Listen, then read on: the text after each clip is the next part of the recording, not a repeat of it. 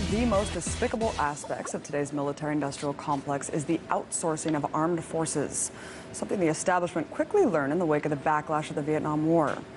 Nowadays, going to war doesn't even mean sending American military personnel, as long as you can contract killers for hire with zero allegiance to any country or constitution. And that's exactly what we've seen proliferate under the war on terror. Contractors from KBR to DynCorp are shipped to war zones and usually kept there long after the last U.S. troops, as evident by Iraq and Afghanistan today.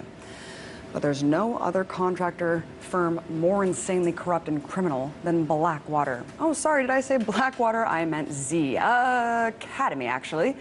Yes, in a poor effort to distance itself from its sordid war crimes and black market deals, Blackwater has changed its name 3 times already. See, during the Iraqi occupation, Blackwater made headlines for its rampant unaccountability and murder sprees, whether it was guards indiscriminately firing on passing cars, animals, or human beings. You may remember during the height of the occupation in 2007, Blackwater guards straight up slaughtered 17 civilians in Nasser Square in Baghdad. The incident caused justifiable uproar on behalf of Iraqis, with its prime minister calling it, quote, deliberate murder, and feigned outrage on behalf of the U.S. government, which passed a bill subjecting contractors to U.S. courts because for some reason they weren't before. After years of legal red tape and government mishaps over what had been coined the My Lai moment of Iraq, 3 contractors are currently in the midst of a trial over manslaughter charges.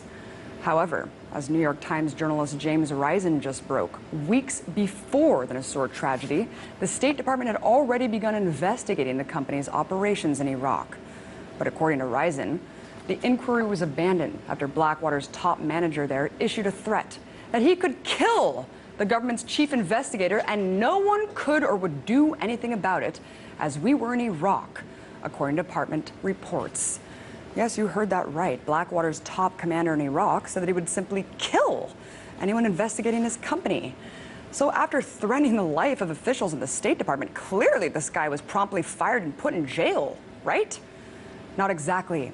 In fact, American embassy officials in Baghdad sided with Blackwater rather than the State Department as the review intensified.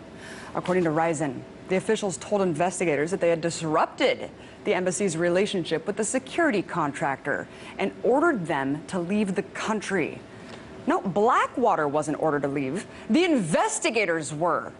Well, understandably, upon returning to Washington, the investigator named Gene Richter harshly rebuked Blackwater's conduct, claiming that they acted as if they were above the law. And I quote, the management structures in place to manage and monitor our contracts in Iraq have become subservient to the contractors themselves. Indeed, this reckless arrogance came to define Blackwater's presence in Iraq and relationship with the U.S. government. But at least after this overt threat, Blackwater had its contracts cut, right? Nope.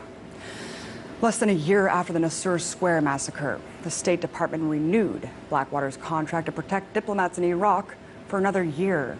And in fact, since 2007, the U.S. has handed this criminal enterprise at least $242 million in contracts, including $100 million from the CIA under Obama in 2010, and another with the DoD in May of this year.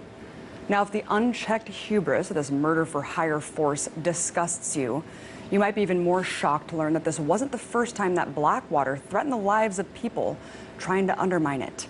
In fact, Jeremy Scahill, author of Blackwater, The Rise of the World's Most Powerful Mercenary Army, Blackwater founder Eric Prince might have actually ordered the execution of people in the past.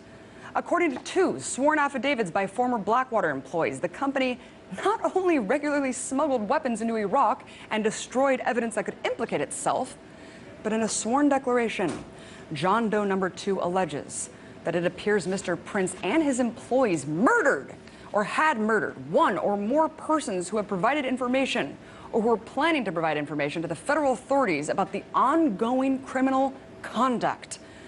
Doe No. 2 also alleges that, quote, on several occasions after my departure from Mr. Prince's employ, Mr. Prince's management has personally threatened me with death and violence.